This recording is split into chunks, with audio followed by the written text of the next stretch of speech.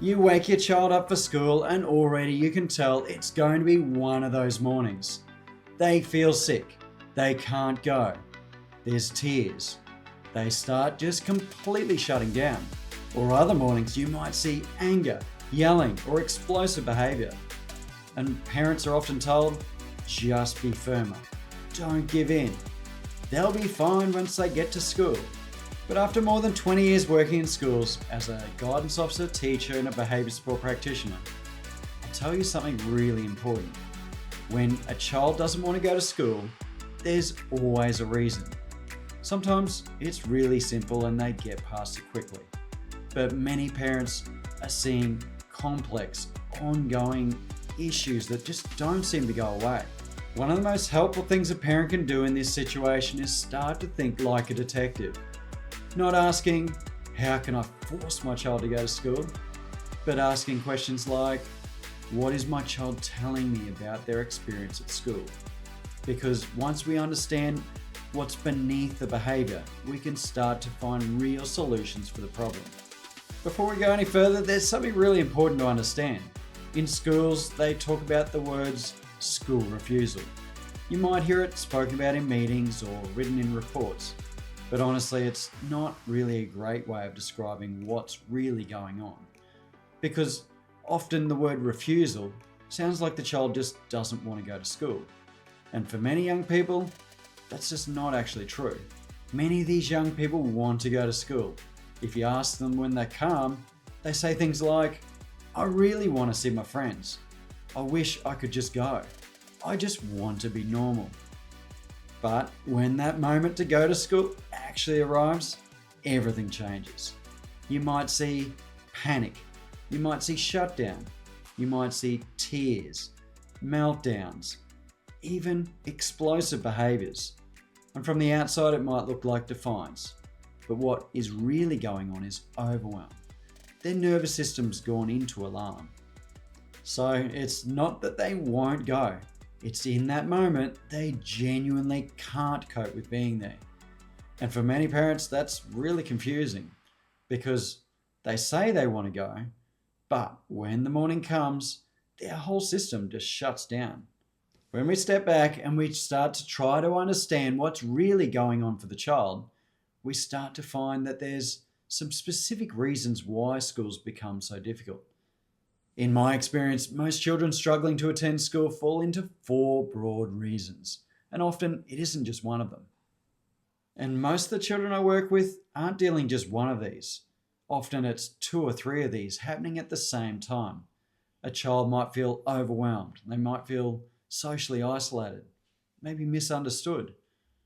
So that actually makes a school day really difficult to face. Sometimes it's 2 or 3 happening at the same time. So if you want to understand what's going on for your child right now, I'd start to think about these 4 areas. The first big reason why children refuse to go to school is safety. Children can't learn when they feel unsafe. Sometimes this is really obvious. It might be bullying, conflict with other students, social drama. But safety problems aren't always visible. Some children feel unsafe because they're constantly in trouble.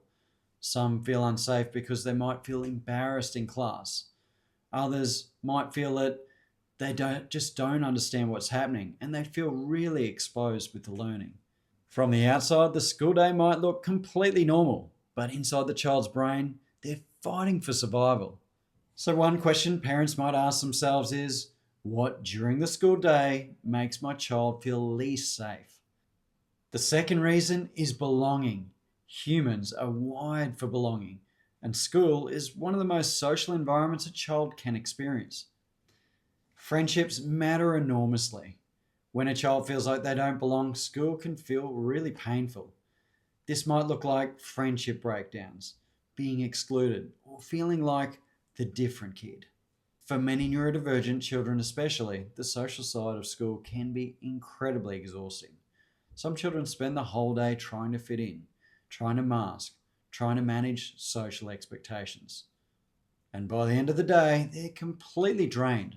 So another question parents can ask is, does my child feel like they belong at school? The third reason is overwhelm. Schools place incredible demands on children. Think about what a typical day at school involves: noise, sitting still, constant interruptions, concentrating for long periods, social interaction, academic expectations. For many children, this is manageable, but for others, particularly those with ADHD, autism, or anxiety, school can be incredibly overwhelming. Their nervous system's working overtime just to get through the day. And by the time the day ends, they're completely exhausted, and their brain starts saying, I can't keep doing this. So, another important question to ask is school overwhelming my child's nervous system? The fourth reason is something I actually see quite often.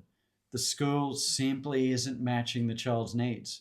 Every child learns differently. Every child has different strengths, but schools are built around a fairly narrow model for learning and behaviour.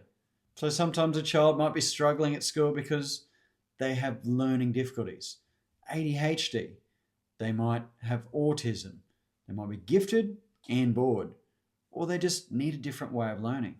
When the environment doesn't match the child, school can quickly become a place where they feel constantly unsuccessful. So another helpful question parents can ask is the school environment matching my child's needs right now? And this is why the term school refusal is actually really misleading. Most children aren't just refusing school. They can't deal with the experience of being there. And when the environment feels unsafe, overwhelming, exhausting, or confusing, the brain does what it's designed to do. It tries to escape. Once parents start thinking like detectives, something really important happens. Instead of just only focusing on the behavior, we start to understand the why behind the behavior. And that's where the real solutions begin. Sometimes that means adjusting school environments. Sometimes it means finding safe adults at school. Sometimes it means supporting regulation or reducing overwhelm. The goal isn't just about forcing the child through the school gate.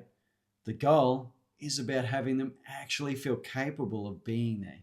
If your child's struggling to go to school right now, please know that you're not alone. Many families do go through this.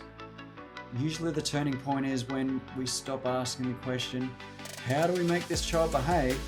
And start asking, what is this child telling us about their experience? Because once we understand that, things can change. If this helped, stick around.